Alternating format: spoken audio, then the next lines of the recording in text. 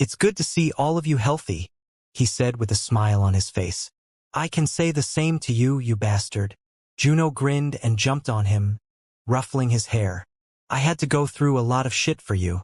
You better properly repay me later." "What do you want?" August asked with an exasperated sigh. "You know already." He did. There was only one thing Juno would ever ask for in a situation like this. "Fine," August said. "But only this one time." Juno grinned. "You won't be disappointed." "What are you two talking about?" The rest also approached. Valerie was the one who asked the question. But the rest were also wondering. After all, August was acting like he was about to do something he really didn't want to do. It was surprising to see such a reaction from him. Unfortunately, Juno wasn't going to give them an answer. "That's a secret. If I tell you all about it, then he really won't do it." Naturally, it was a statement that made the rest even more curious, but Juno was already in the process of crisis diversion. "By the way, it's pretty obvious that you healed us, but what about Michaela?" None of them were particularly worried. When August entered and acted like them being fine was normal, they understood that he didn't want to concentrate on his own good deeds. As such, none of them brought up Melania, who should have been dead. August had put another shirt on so they couldn't see the black scar on his chest. He didn't plan to show it to them either. As long as Melania was fine, nothing more needed to be said. It was something they all silently agreed upon. Michaela's case was different. They didn't necessarily worry. As they'd had some minutes before August's arrival, they had also taken the time to understand her situation. A mental shock of the level she received couldn't be solved by people of their level, which was definitely not something they liked to see. However, Juno and Raoul gave the rest assurance that it wouldn't be a problem. After all, the solution to Michaela's problem was in her own clan. Her grandmother would easily be able to bring her back, so what was the use in worrying about her?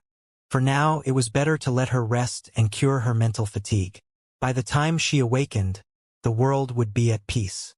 August explained that to them as well, and afterward, he found a place to naturally segue into the elephant in the room. "By the way, I grabbed him and incapacitated him to find out the truth. He succumbed eventually, probably because his backer is a corpse. I wanted to kill him when he told me what he did, but I figured it was better to leave it to you guys." He threw Lucas at them. He landed on the floor with a subtle thump. He was still completely fine in both mind and body. Only, August had blocked his ability to move or speak. The latter of those was given back to him as he was thrown. "Right, this guy." Valerie frowned. "He was the cause of everything to an extent. Without his betrayal, Wilhelm wouldn't have found the opportunity to catch them off guard and trap them. And he was the reason why a certain member of their team was turned useless. She was still in the cavern. In fact, she was watching them as they spoke. However, not a single other person acknowledged her presence. The others experienced it personally. August learned it through Lucas and confirmed it through the others' behavior. Ophelia had left them to die. Because she was busy pitying herself, she refused to lend a hand in such a desperate situation. She was free to do whatever she wanted. She was her own person, after all. If she wanted to sit there and die, then she could do it on her own. Just if that was the person she decided to be, then she no longer had anything to do with their group. She lost the privilege of calling them friends. As for what she would do with herself from here on, she could figure it out herself. The only assured thing was that it would have nothing to do with them, and it would have nothing to do with Lucas. This was his moment to die. August did well to bring him in front of the people he betrayed. They had quite a few words they wanted to say to him. As the world was filled with a variety of curses and the disgusting sounds of a dragon being beaten and killed, August looked outside and began to wonder, how is it going out there? They faced many setbacks before reaching their goal. Was it the same outside? Had the sea tribes managed to push the Forsaken Dragons out of Aurelian yet? Had the larger battles already started? Unknowing of the fact that there was a time dilation separating him from the outside world, August was only just worrying about things that happened quite a long time ago. Right, when August was 3 years into his trial against the first Dragon Emperor, the battle outside had become one that needed to be viewed in terms of hours, not weeks. Hendrix was already being confronted. The holy clans were gone. The nobles had been prosecuted. Now, enough time had passed for August to exit his trial and solve the situation outside. Naturally, even more time passed in the real world. August really brought together too many powerhouses for any individual force to resist. The Forsaken Dragons were cornered and killed as necessary, and the nobles were quelled until their few hundred clans turned into a few tens instead. The nobles were a force that had been scrutinized by the world for a long time, so they couldn't escape persecution. The Forsaken Dragons had caused so much pain, but somehow they didn't face extermination. August had two requests for his helpers. The first was to spare noble clans who didn't deserve to be killed, and the second was to only kill the Forsaken Dragons when it was necessary. Once Hendrix was defeated, the necessity disappeared. They were placed in a prison with their strength completely suppressed as they awaited trial for their misdeeds. Not many people understood why August wanted to give them a chance, but it wasn't their problem. They were just following orders, after all. The Forsaken Dragons were taken away. The nobles were gone. There was nothing else holding the kingdom back. The people had now been awakened to their new bloodlines, and with their berserk states dispelled, they were now free to do as they wished with the gift they'd received. The population rose rapidly as well, with the many dragonkin who became true dragons and joined the kingdom's people. Aurelian was in ruins, but it was more peaceful than it had been for the past month at the very least. And to bring a true end to the crisis that struck them, a single dragon rose from the ashes. With wings that were no longer filled with holes, with a form filled with vitality rather than one that was withered, the Dragon Emperor took his place in the sky. He no longer had to fear the holy clans. That freedom meant the world to him. In order to give his kingdom something to remember him by, something other than his failures, he showed himself in front of them today. Because after this day, his throne would be someone else's to bear. It was not a projection of him, but the Dragon Emperor himself. He did not try to hide his form. As such, he was large enough to cover the whole kingdom with his wings alone. He stood upright, using his wings to keep himself hovering in the sky. With his size, even those at the very edges of the kingdom could see him. My people, you may not recognize me, as it has been many years since I have shown my face to the public. He started with quite a downplaying statement. Everyone knew what the draconic appearance of the emperor was, even if they hadn't seen it in person. Even if they hadn't, his face had been broadcasted across the kingdom just some weeks ago, so how could they forget? Some people were still trying to find the crown he told them to chase, but his appearance now made it clear that it had already been claimed. Many of you may be wondering why I have appeared. In part, it is indeed to acknowledge the successor who has gained the approval of the emperor's crown. However, I have also come to reveal a truth to you all. A truth that has been kept hidden for dozens of millions of years. Zenith had three objectives in his appearance. The first was to calm the public and end the ongoing war. The second was to bring August to the podium and have him recognized by the kingdom as its future ruler. And the third was to apologize with all of his heart and tell the world about what had been kept in the shadows for so long. Dragons were never meant to be lowly beings. Dragons were never meant to have such a strict system that kept us contained within the same bubble that humans and other races occupy. By nature, we are independent, but in the past, the Dragon Emperors had a dream of bringing our kind together and creating a haven for it to thrive. The first Dragon Emperor followed this ideology, and many who came after him, such as Emperor Qinglong, who has been forgotten in history, attempted to do the same. Unfortunately, power is a corrupting force. While many emperors did try to lead this kingdom and create the utopia it was meant to be, the majority decided to instead lead it into ruin. As the common people watched, the Dragon Emperor told them everything. He revealed the schemes of the holy dragons and the holy clans. He revealed how every good emperor was destroyed and defamed, and he revealed how the people were oppressed until their bloodlines thinned into nothing. Everything that had ever been done, every bit of misconstrued history was being rewritten as it was always meant to be in his speech. It was to the extent that the common people couldn't even be angry. They listened silently as they learned the history of Aurelian. They scorned the holy clans in their minds and pitted the people who tried to do good. They wondered why it was being revealed now and what it meant for their future. Zenith knew that giving them too much information was never a good thing. If they wanted to learn, then he just needed to make the information easily accessible. At this moment, he only told them what they needed to know so as not to overwhelm them with too much world-shattering knowledge. The forsaken dragons who invaded our home, even they are nothing more than victims of the holy clans, forced to act on an instinct placed in their body without consent. I do not mean to defend them, nor do I mean to downplay their sins. However, you all must know the truth before deciding on their punishment. It was something that needed to be mentioned, but not something that needed to be focused on. The Dragon Emperor continued his speech, saying a few more things before bringing it to a conclusion. Now, along with the nobles and the corrupt authorities of our dear kingdom, the holy clans have also been quelled. There will no longer be such a thing as oppression in Aurelian. Under my reign, as long as it will last, under the reign of those who will follow me, there will only be prosperity for dragons. I have failed you as an emperor, for I was suppressed by the holy clans and forced to watch as you all suffered in silence. I know that I cannot make up for my wrongdoings through just a simple gesture, but I would still like to offer an apology. The Dragon Emperor looked to his side, a gesture that went unnoticed by the masses who watched him.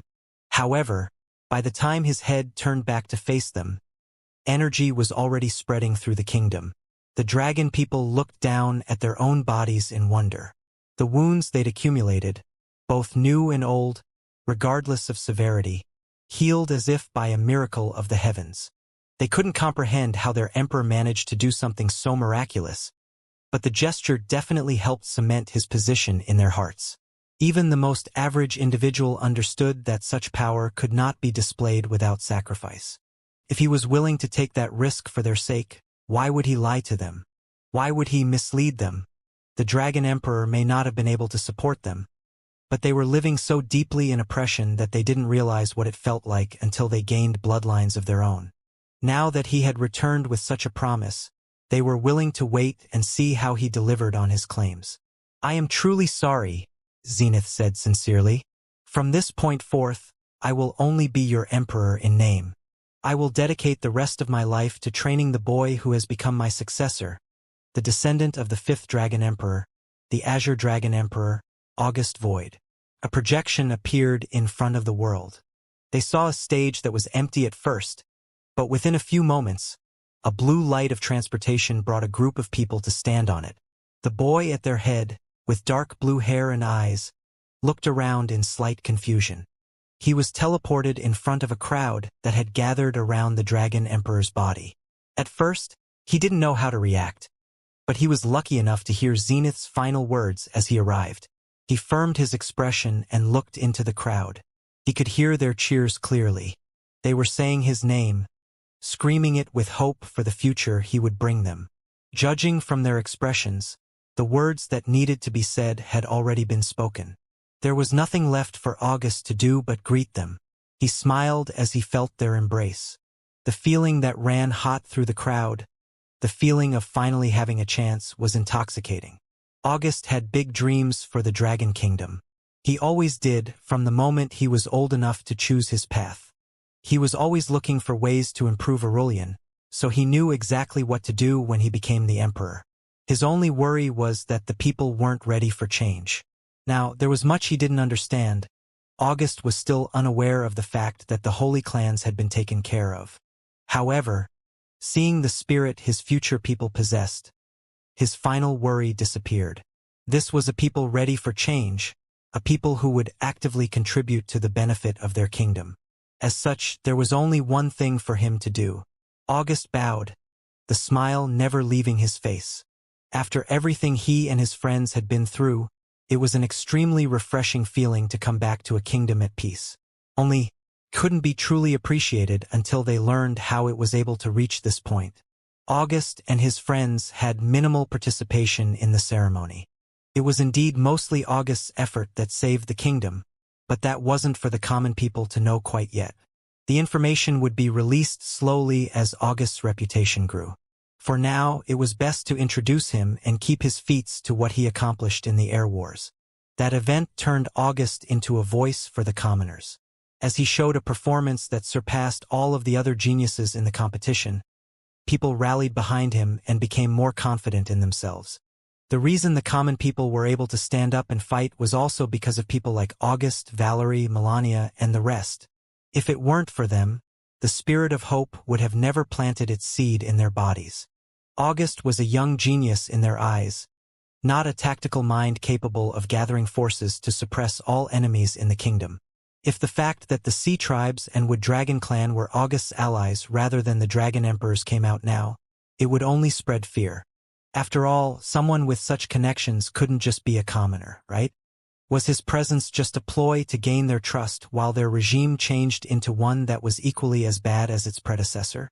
The kingdom had just gained a semblance of peace.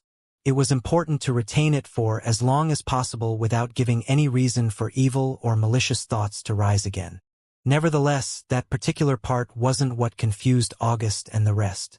August's group was led off of the stage after a few minutes by a member of the Dragon Emperor's posse. He was a familiar face, as he was an integral part of the tournament administration before. Everyone present had been there when August explained the overall plan. In their eyes, when they exited the cavern, they would have to join the war and help bring it into its final stages. What was all of this about the war being over? Why did everyone look so happy? Did someone say the holy clans were gone? Just what was happening? August's group was led off of the stage after a few minutes by a member of the Dragon Emperor's posse. He was a familiar face, as he was an integral part of the tournament administration before. He took them into a nearby tunnel before he started explaining the majority of what took place. Aside from some more sensitive elements that needed to be explained by the Emperor himself, August's group was able to gain a comprehensive understanding of the events outside during the 10-minute walk to their destination. So it was a time dilation. The attendant didn't explicitly state it, but he told a story that lasted over a month, which made it more than obvious. It made sense for the war to progress more if a time dilation gave it more time to do so, but there were several questionable things. First of all, the holy clans disappeared. Second of all, the holy dragons disappeared. Third of all, the Dragon Emperor healed an entire kingdom's worth of people? In August's opinion, there was no possible way for these three things to take place. It didn't matter what level the Dragon Emperor was at. Even Alchemist Ravel wouldn't be able to easily accomplish a feat like that. If the Dragon Emperor was capable of producing miracles, then he never would have been suppressed by the holy clans in the first place. Speaking of those holy clans, wasn't it impractical for them to be gone? Why were the geniuses that he was interacting with in the cavern not part of the vanished group? Did someone kill everyone in the holy clans? From the elders to the children? From those cruel to those innocent? August didn't like it at all. He was glad that the kingdom was in a peaceful state, but until all of his questions reached closure, he wouldn't be able to accept it. Anyway, I'm being taken to meet the Dragon Emperor himself, so I might as well just ask. Indeed, the original tunnel somehow opened into a grand space made fully of a white mineral-like building material. There were golden arches hundreds of feet high that still weren't able to reach the dome-shaped glass skylight that was the roof. It was an unreasonably detailed structure with countless natural mimicries making up its architectural design. It had to have taken hundreds of years to build, likely why there wasn't much furniture on the floor to fill in space. Rather, there was one large round table that could seat up to 60 people. At the current moment, there weren't anywhere near 60 people at that table. The Dragon Emperor, Zenith Aurora. He, in his human form, sat at its head. In the seats next to him were an array of familiar figures. Alchemist Ravel, the executive members of all 13 sea tribes, Oscar Piana and the representatives of Bastille, and most importantly, Dad. August breathed out a sigh. He didn't know if it was relief or something else, but his father's presence pretty much explained everything. The elements that he couldn't handle himself were taken care of in his stead. He was definitely grateful, as he didn't have nearly enough time or power to take down the holy clans without being at conflict for years. However, he was also a bit regretful. In the end, he couldn't have achieved much without his father's help. Huh? Stop thinking useless things and come sit down. We'll talk about it later. Damien's voice suddenly rang in August's ears. He looked at his father for a moment before nodding and doing as he was told. Right, this wasn't quite the setting to have that conversation. Since he'd shown himself here, however, it was clear that he did plan to have that conversation with August from the start, so at least that was nice. Nevertheless, as August was caught up in his mixed feelings, he and his friends were guided to their seats at the table. Most of them were confused. They didn't personally recognize the Dragon Emperor, and half of them were unaware of what his position really meant, but as they knew what he symbolized either fully or to an extent, they didn't know how they were supposed to greet him. I am Zenith Aurora, the current Dragon Emperor. It is nice to meet you, my successor. August bowed his head slightly. When they were sat at the table without the need to give anything like a greeting, they only became more confused. This is our first time meeting, isn't it? Zenith said with a warm smile on his face. I am Zenith Aurora, the current Dragon Emperor. It is nice to meet you, my successor. August bowed his head slightly. It is a pleasure to meet you as well. He tried to be as formal as possible. It wasn't really his strong suit, but he also wasn't terrible at it like a certain person in the room. Zenith nodded. We have all come together today for reasons you are likely already aware of. You have already been crowned my successor, however, you have yet to accept me as your master. Today, before all of these people, we will host your crowning ceremony and officially grant you that position. The people close to August had been gathered, including his father and first master, in order for him to take that next step. To take the Dragon Emperor as a master, it was an honor for anyone, even someone who had received as many opportunities as August. However, as August glanced around, a slight frown formed on his face. It was definitely to his benefit to immediately agree and go along with the ceremony, but he couldn't help but feel a little selfish. Sir Emperor, he started. It was definitely an awkward way to call him, but it was enough to convey respect. If it's possible, may I ask for something before we proceed with the ceremony? A request at a time like this. The Dragon Emperor was surprised, as were all of his guests. Only Damien smiled slightly as he read his son's intentions. In that moment, only a single thought came to his mind. His idea of selfishness is completely different from mine. A request, you say? Zenith repeated curiously. That is right. Before I accept you as a master, I want one thing from you. It was a little blunt for someone asking another for a favor, but that was just August's way of speaking. All right then, let us hear it. Zenith entertained his whims.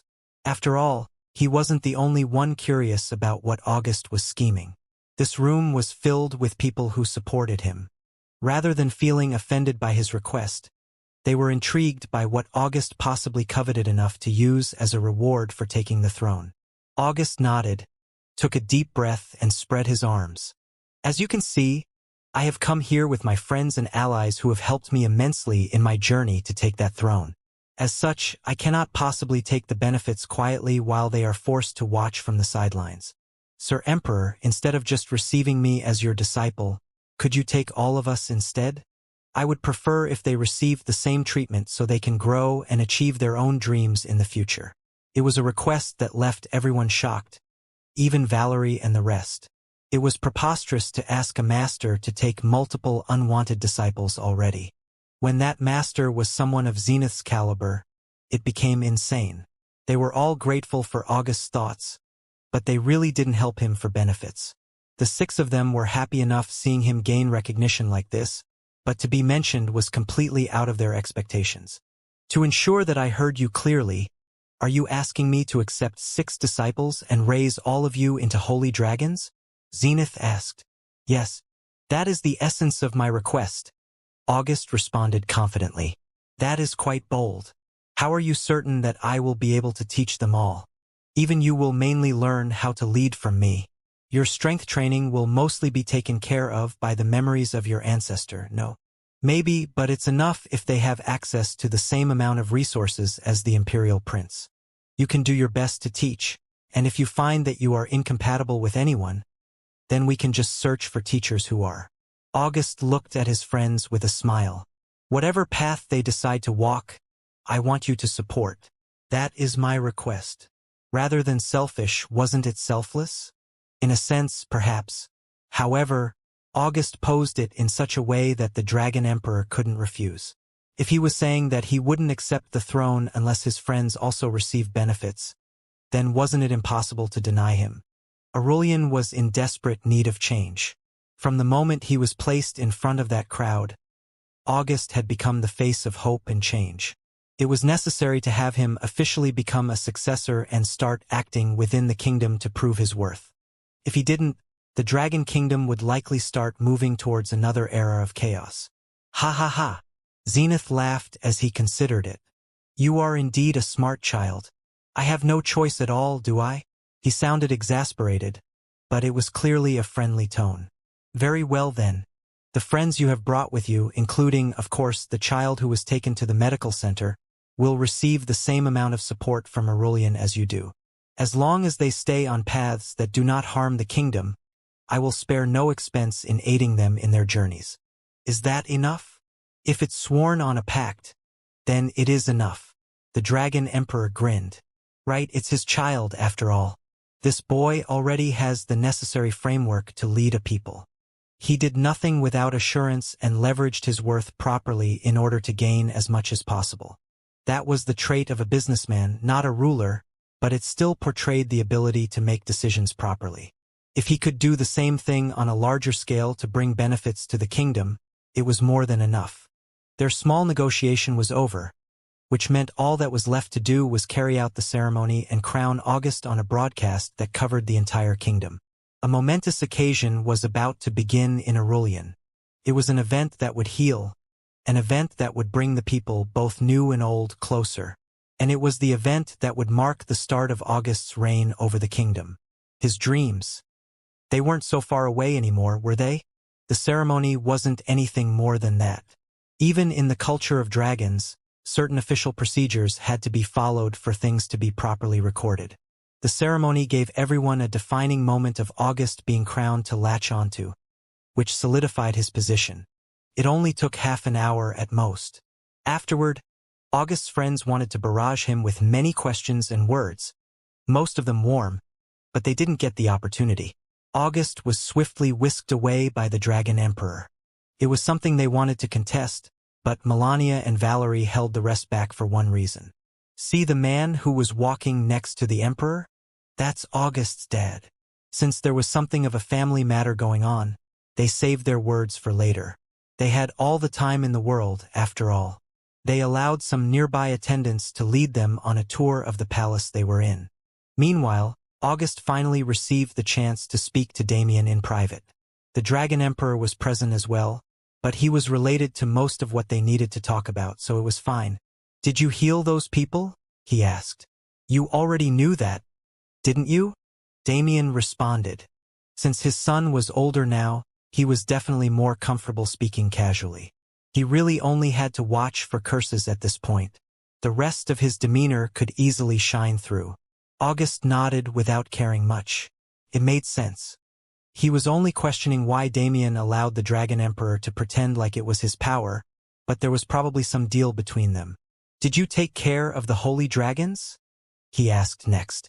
Nope, Damien responded. It seemed August was a bit grumpy at the moment. He understood why, but it really was unwarranted. The holy dragons left on their own. If you remember what happened back then, the vaults of the Oriat clan were emptied out by someone. Anyway, among those artifacts are the ones that allowed the holy dragons to convert the fate of Aurelian and the lineages of its people into their own power.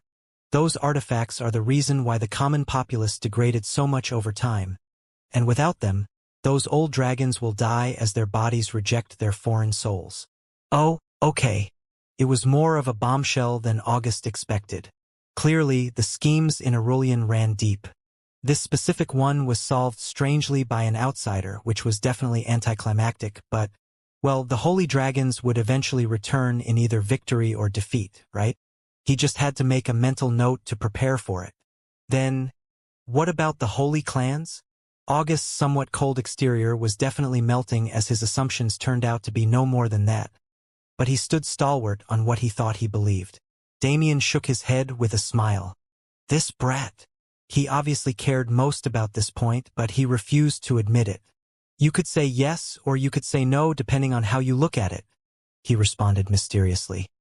He could tell that his son was feeling extremely disappointed when he returned and found his main enemies gone.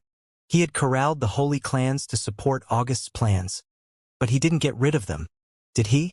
Even he knew not to steal other people's prey. Still, he didn't like that August came back with such an expression. He had been through a lot. Clearly, the world didn't treat him amazingly.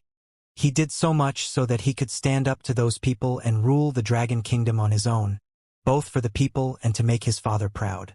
He could still do that. Damien didn't want to inhibit his son's journey, but before he did that, he figured he'd try to lighten the mood a little. He looked at Zenith and then back at August. By the way, he's my subordinate now. I think I forgot to mention that. August nodded casually. Oh, the Emperor? Yeah, that makes... His words were not interrupted. He just realized what he was saying a little late. He looked at his father with eyes as wide as saucers and a mouth wide enough to fit a horse inside. Who is your what? A set of words said with such hilarity that Damien couldn't hold in his laughter. Really, no matter how he looked at it, there was no better way to react to that kind of information.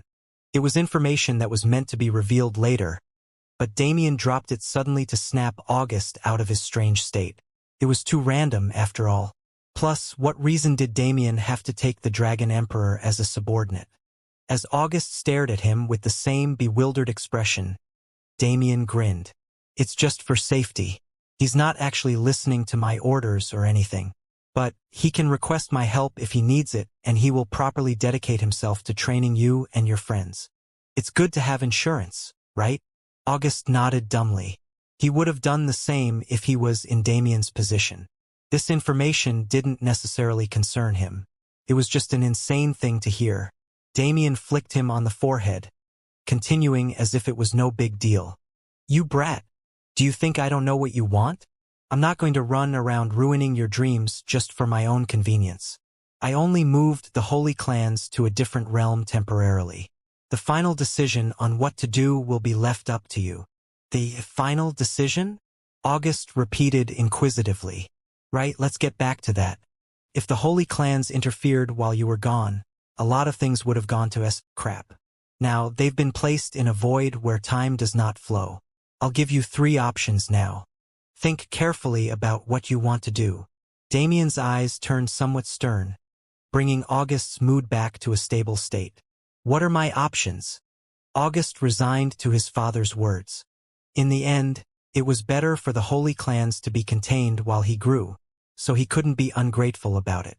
He definitely couldn't fight against ancient dragons or even the several lower dragons below them yet. If he wanted that kind of power, then he needed a lot more time. The first, though I think it's inconsequential at this point, is for me to kill them all right now, Damien started. No, I refuse. August's answer was instant.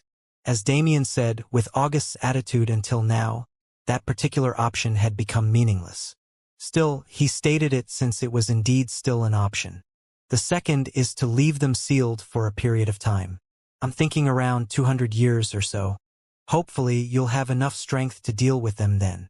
While August's talent allowed him to grow rapidly, nobody could say how strong he would be in 200 years. To take on the holy clans, he needed to properly become a god before the time limit ended.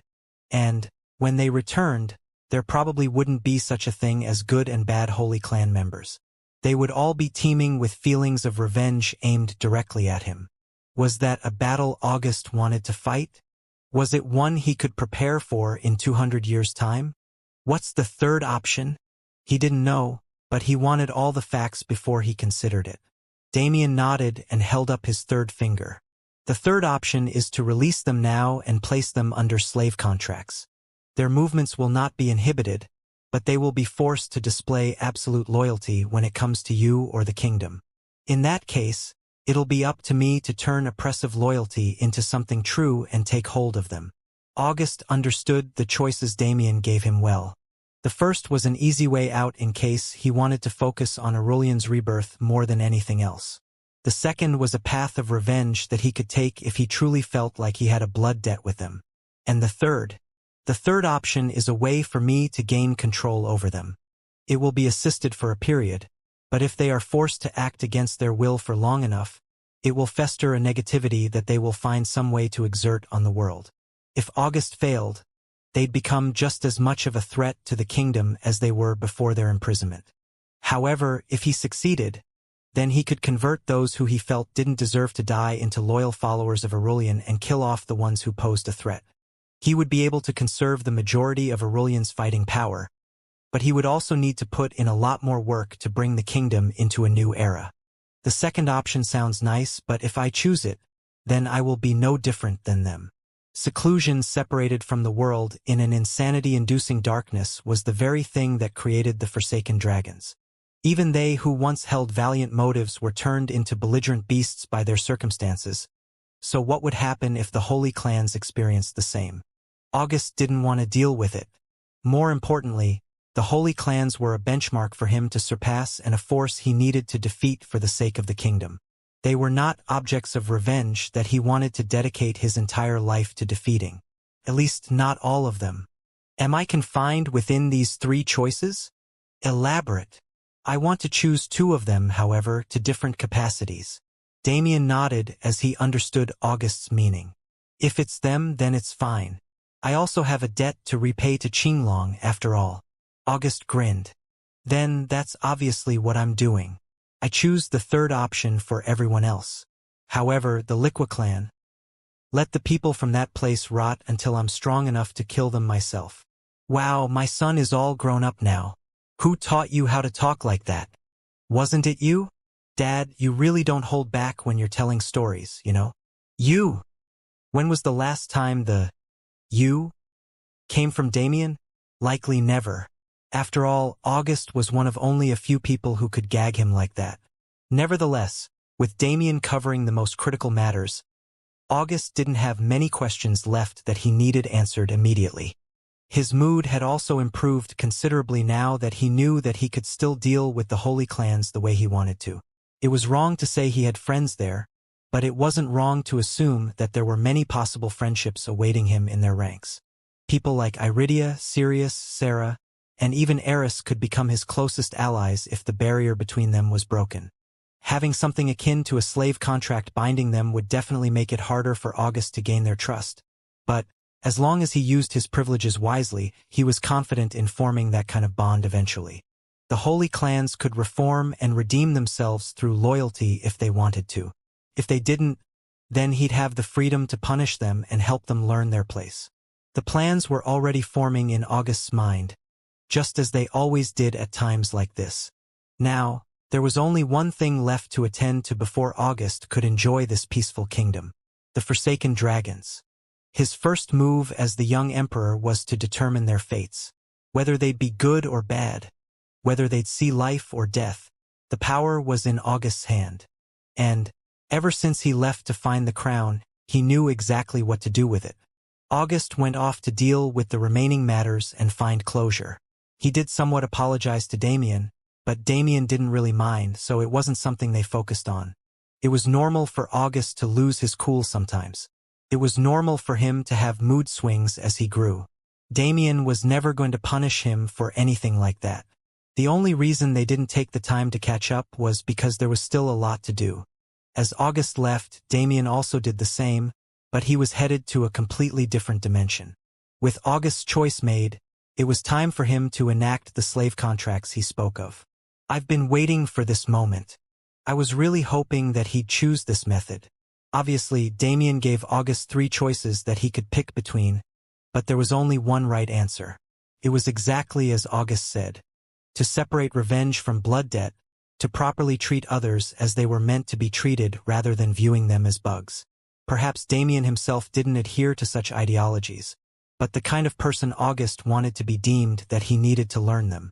As his supporter, Damien chose which lessons to teach based on the path he was following by choice. Plus, this time Damien had other plans as well. These few months have been beneficial.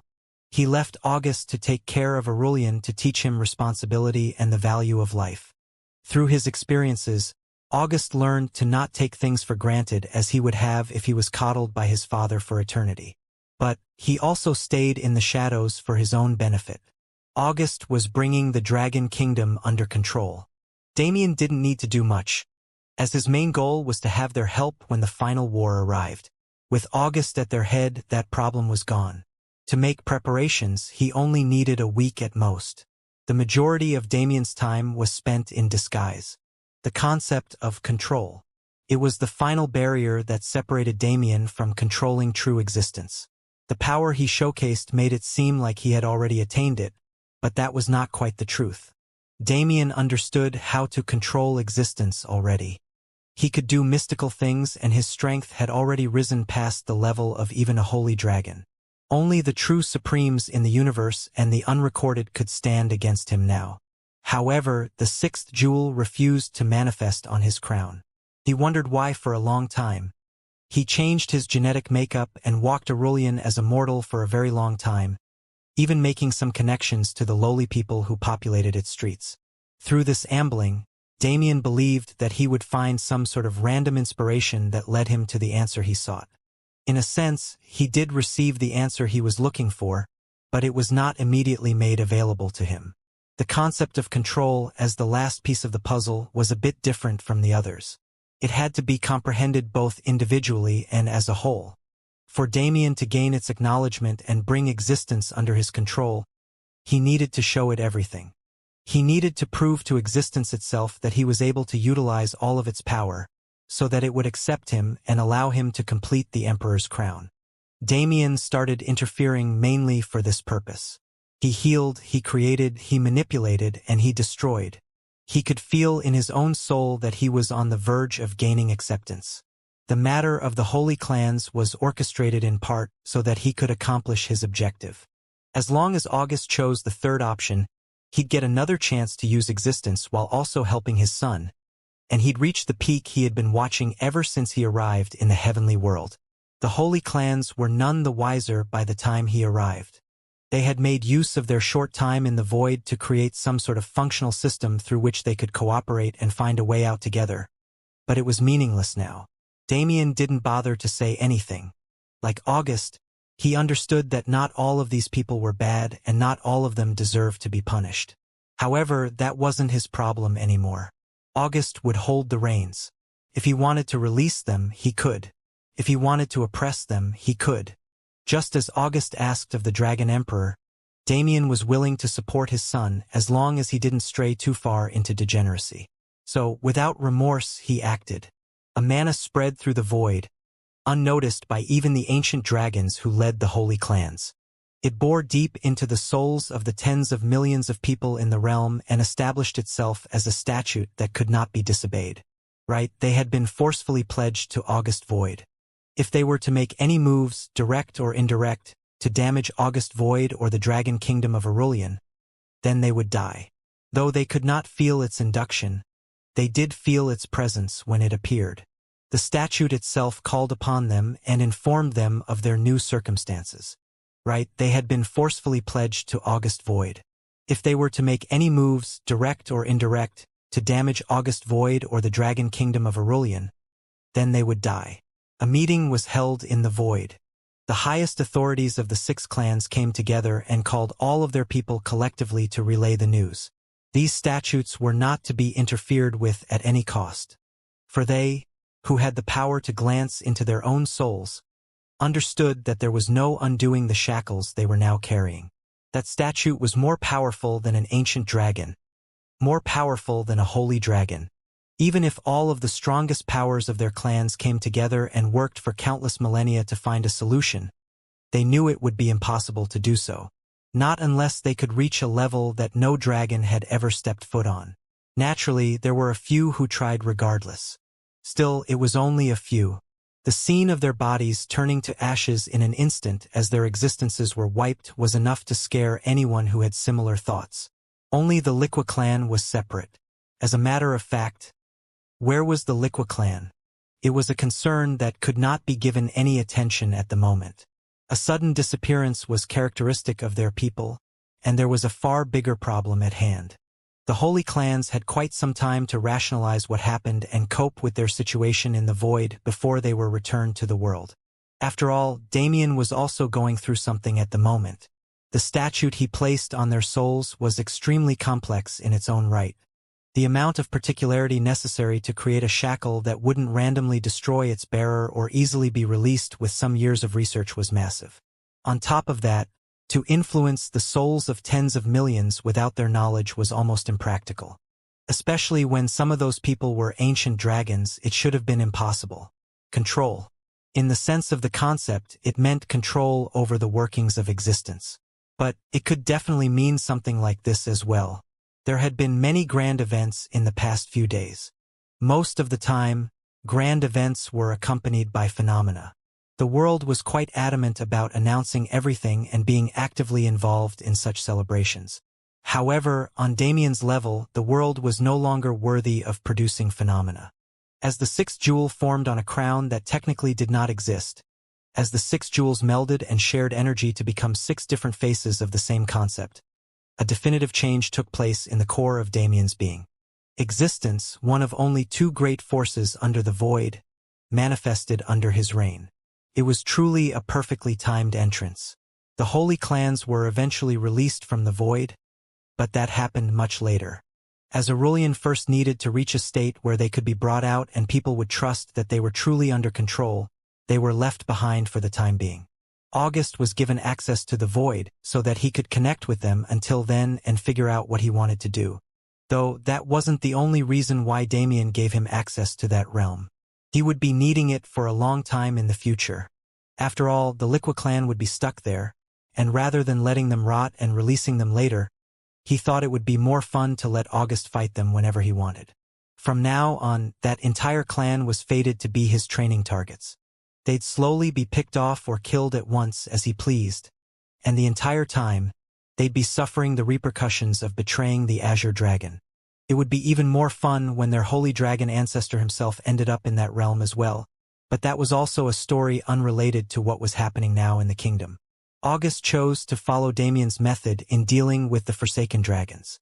Obviously, he couldn't create the kind of slave contract that his father had access to, but he had Raoul by his side.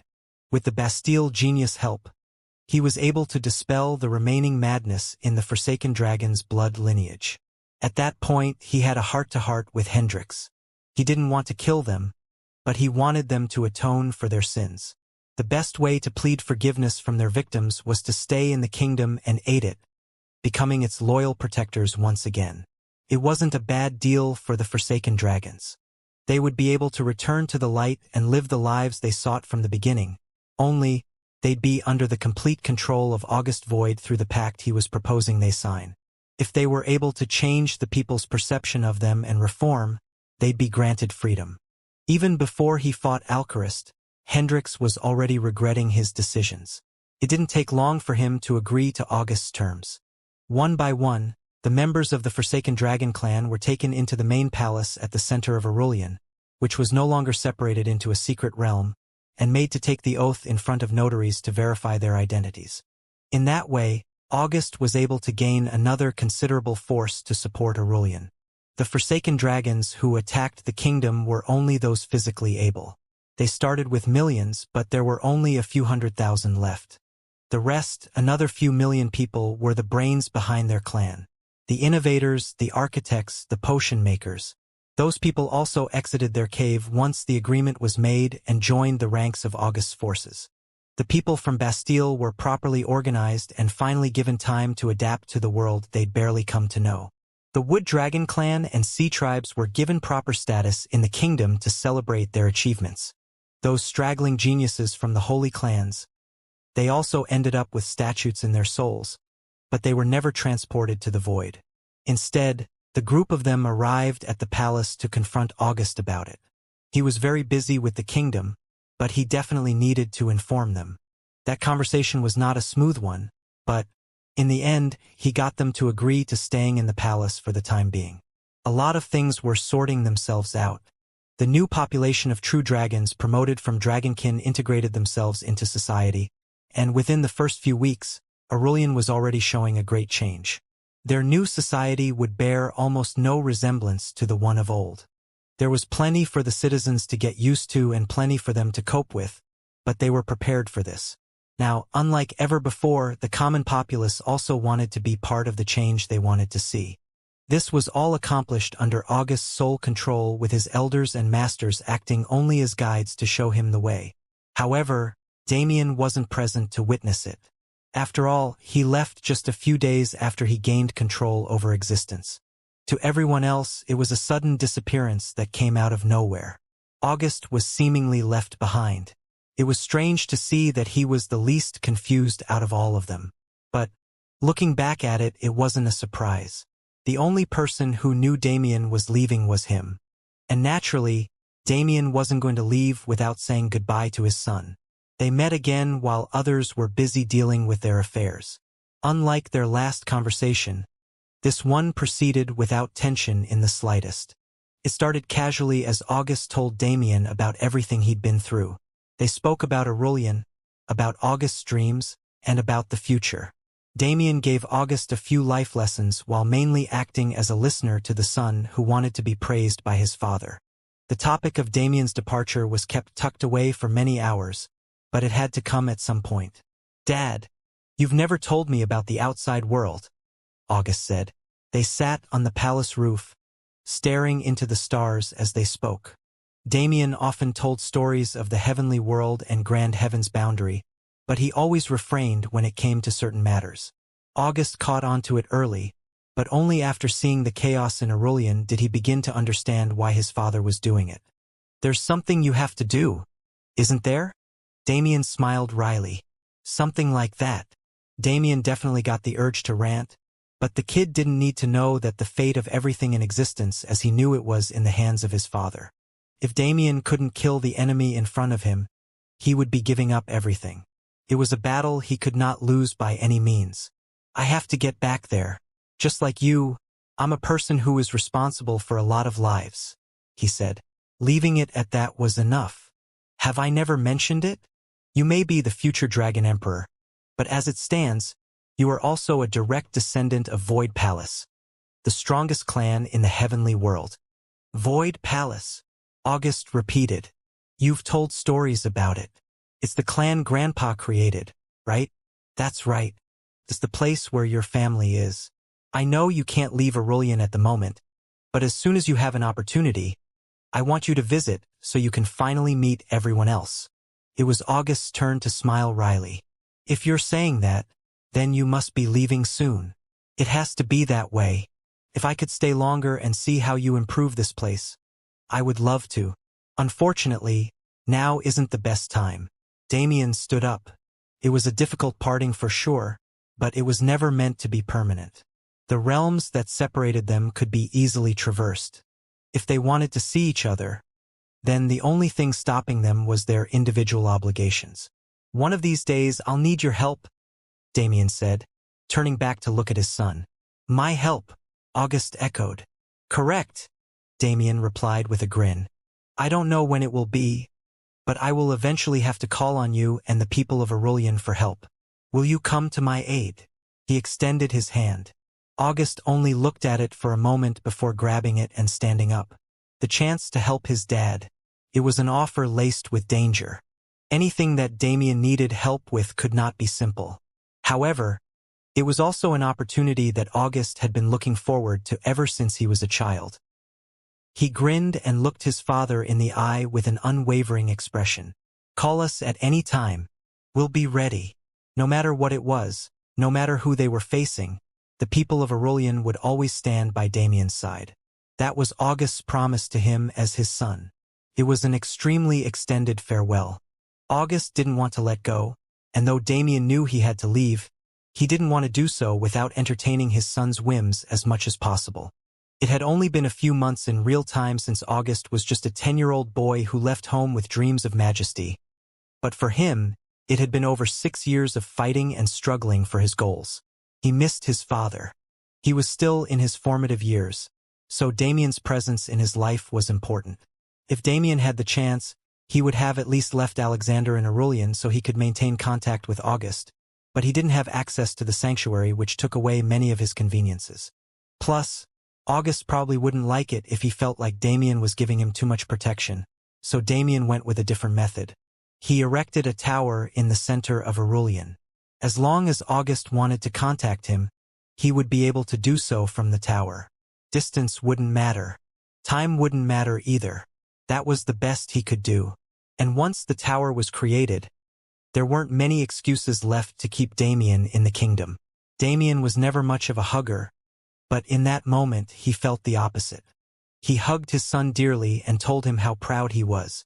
He told him that he would always be there and that he was excited to see what he could accomplish in the future. He told him that he would miss him, and he told him to visit whenever he had the time, as frequently as possible. When that conversation ended, there was really nothing left.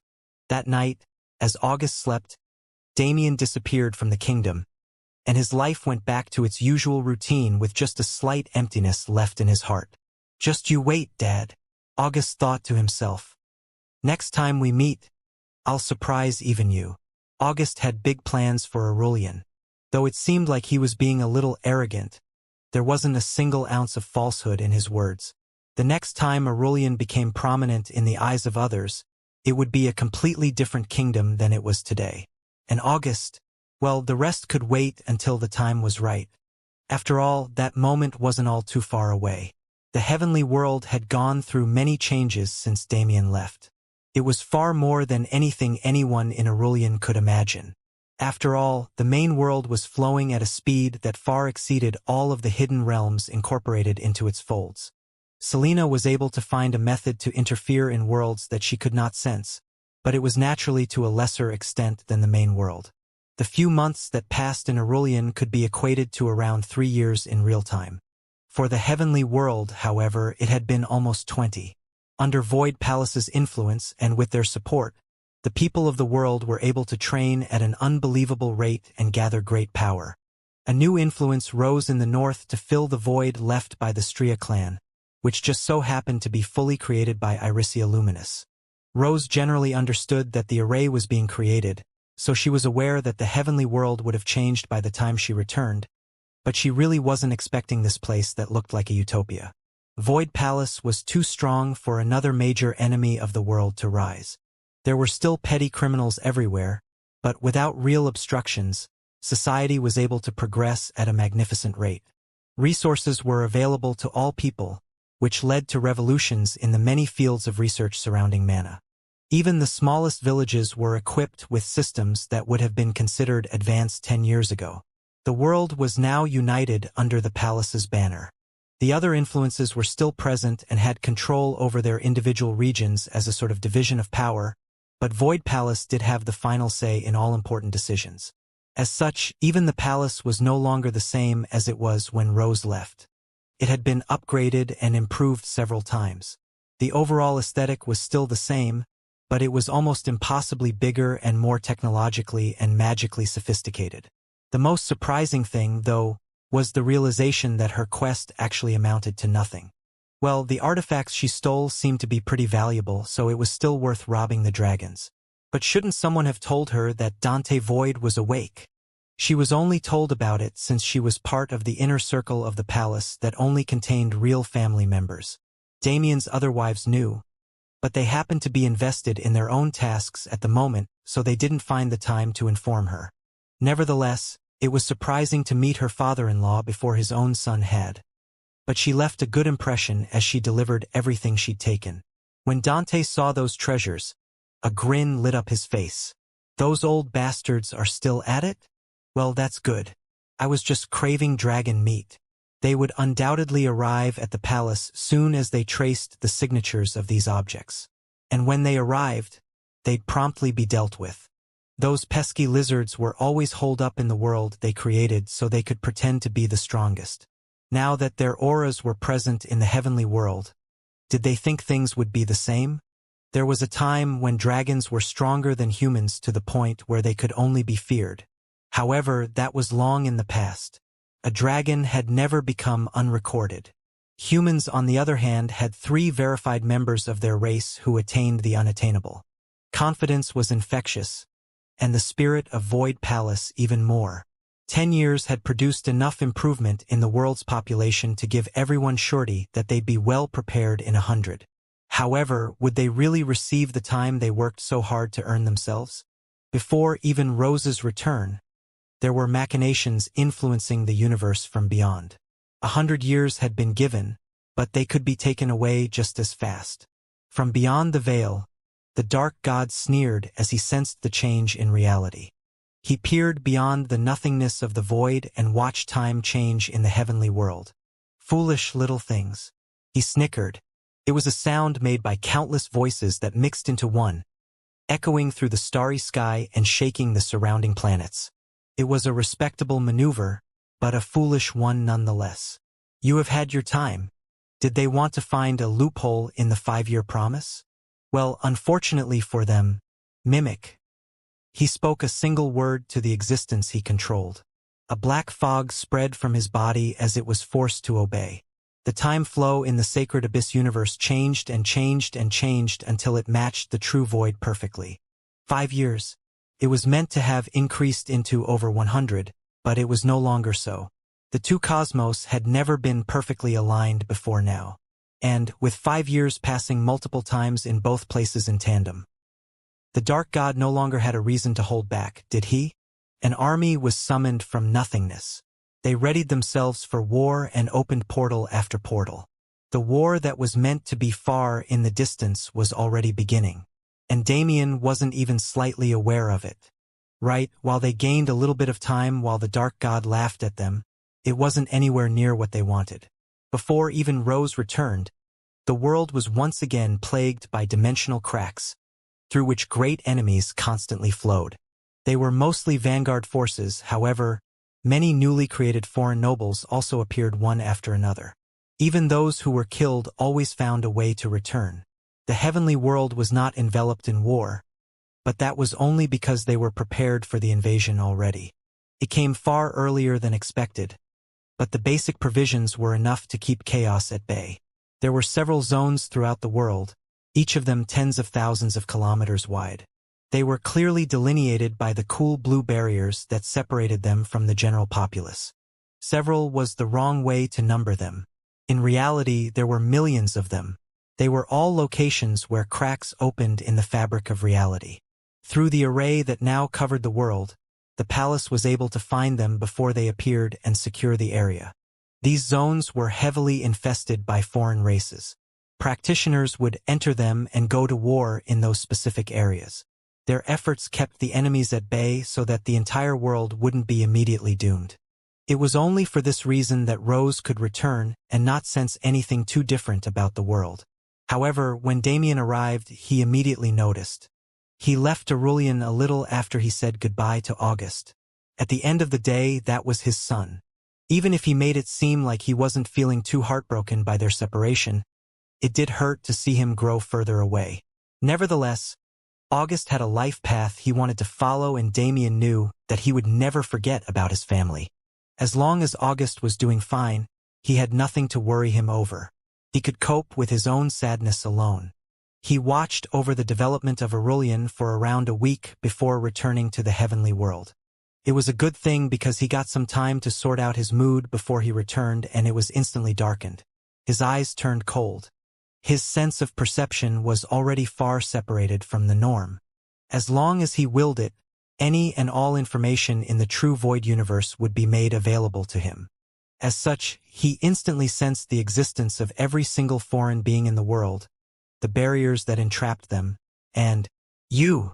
Damien stood in the sky of the empty western region, staring into the horizon.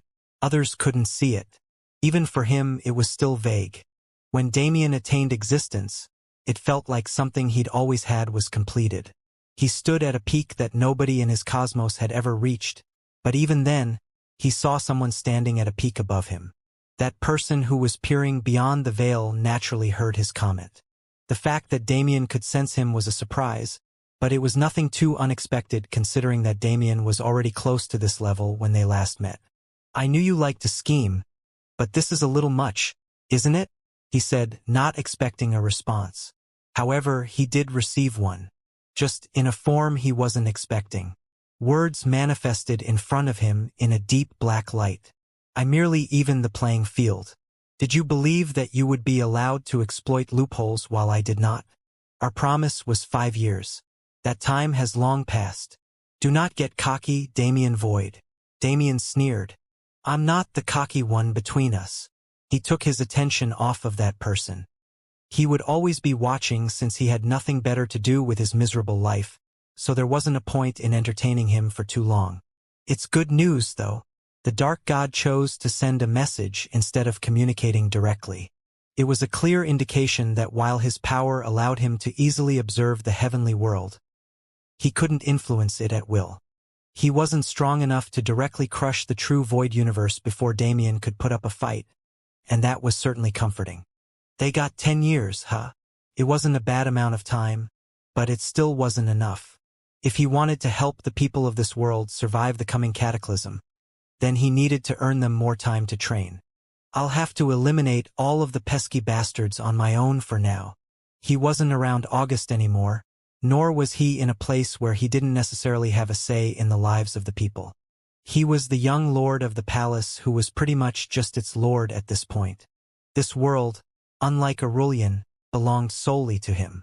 As such, he would not allow its people to die in vain during a war they had no say in. I just got to this level.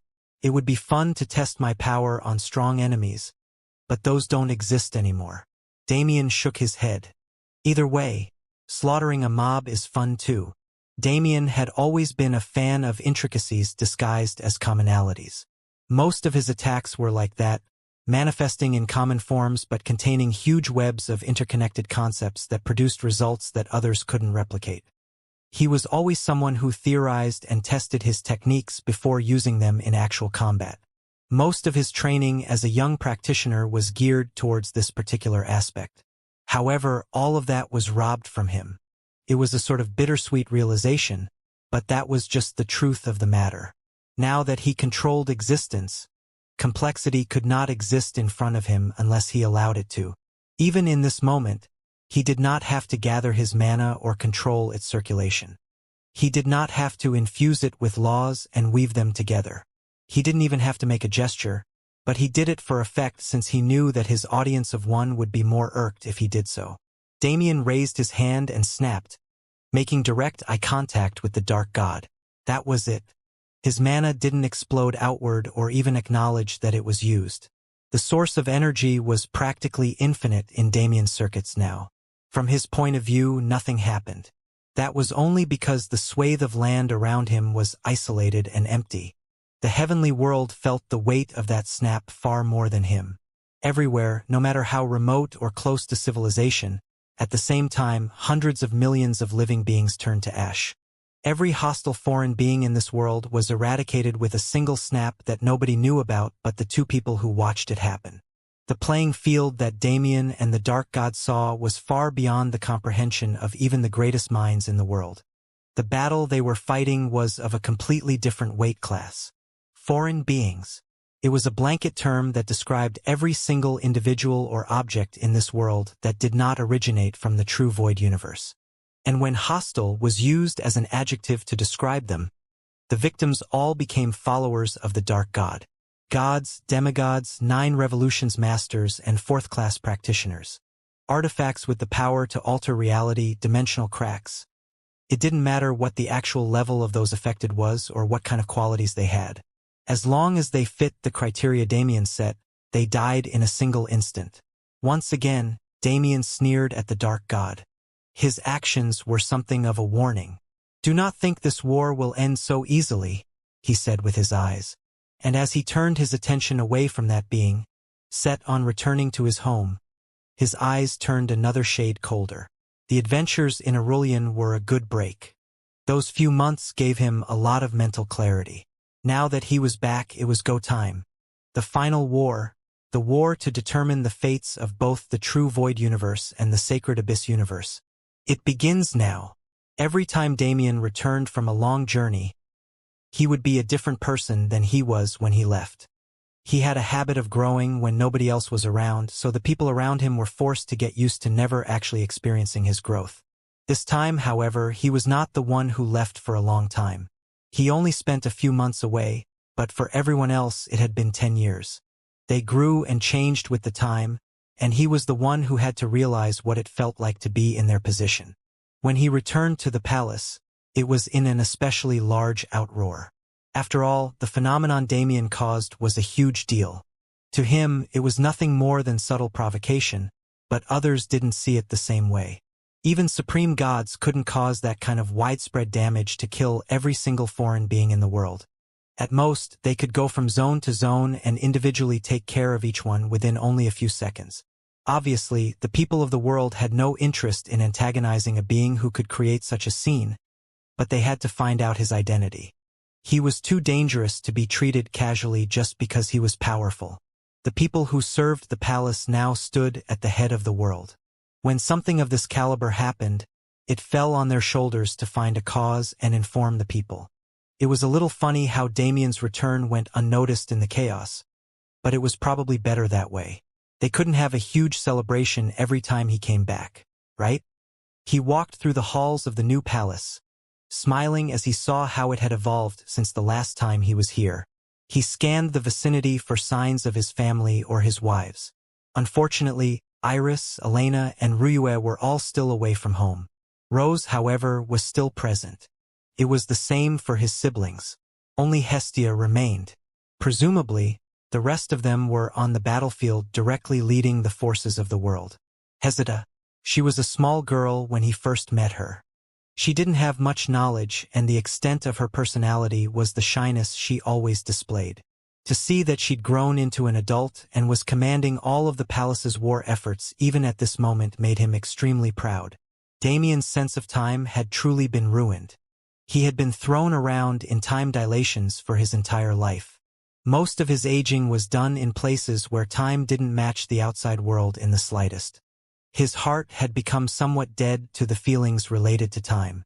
Seeing Hestia, seeing Rose, seeing the geniuses he personally chose all those years ago in different forms, he only felt a slight tingle in his chest.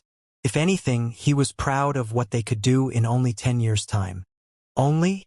His own lifespan was not great enough for him to say something like that, was it? He lost count at this point, but he couldn't have been more than 100 and something. He was 200 at most. To him, 10 years was still quite a considerable period of time. His mind had experienced so much more. He had seen millions upon millions of years of memories. He had the experiences of countless others living in his own mind. It was a miracle that he was able to maintain a sense of self, but even that was only possible because Damien experienced hundreds of thousands of years of change when he was still in his 20s. With existence under his control now, his physical form had lost a lot of meaning. He could change his age so he was as old as the universe itself, or he could revert to his childhood appearance and power.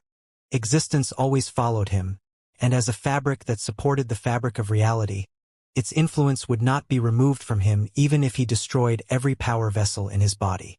So, the current Damien was someone who manifested more as what he envisioned himself to be. There wasn't an aura around him. He was still the same purple-eyed genius, but there was an odd quality that was not present in normal people. The ordinary observer wouldn't even be able to register his face if he passed by. Only those who had deep personal connections with him could still feel the weight of his existence. He was disappearing from the world. No, rather, he was surpassing it. Nevertheless, the part of Damien that was still human cared deeply for his people. Only for this reason could they sense him no matter how he changed. Damien put his thoughts to the side. Anyway, he didn't care how he changed as long as he remained the same in his core. The fact that he could still recognize his love for his family was enough. He approached the inner palace and went to what could be considered a family room. It was the main place where everyone gathered. Though it was usually for serious matters, it was outfitted so it could be used casually as well. Damien sat on a sofa and summoned Persia's encyclopedia. As he read its pages, it told him everything that had occurred since he went to Aurelian. It's mostly good things. The plans at hand were more than enough to protect the cosmos. If the Dark God hadn't interfered, then it would have been perfect. But it was stupid to think he'd just let it be. The Dark God was arrogant. Arrogance would usually be displayed by letting the enemy grow. This was what he was doing with Damien. When it came to the common populace, on the other hand, his arrogance shined most clearly in his desire to toy with them. They didn't know that their enemies were infinite in number. They couldn't know, or their spirits would be shattered. Will he force us to fight here, or will I be able to push into his territory? Hypothetically, fighting in his own realm was more beneficial. That was only when his own realm was empty of innocent civilians. The sacred abyss barely had a population of real living people. It would be a better place overall to have a reality-shattering battle. I have to plan that out, but I guess this comes first. The heavenly god plane. Damien muttered it to himself, but he raised his head in surprise as another voice joined him. His eyes immediately dilated. It's usually incorporeal so that only souls can enter, but every 10 million years, it becomes corporeal for but a few days. It's a place that every divinity wants to enter, since it's filled with countless treasures and a special energy that makes ascension and training far easier. As the rumor goes, anyone who enters will leave a god. But this time it's a bit more special than that. A man stood at the entrance of the room, leaning against the doorframe. He smiled at Damien as he took a few steps into the room. It's nice to finally meet you in person. His blue eyes shined like sapphires. His face, a face that looked too familiar to belong to anyone else, made an expression of warmth. My son. 2 words. With the power of 2 words, Damien's mind was blown. Was that really Dante Void?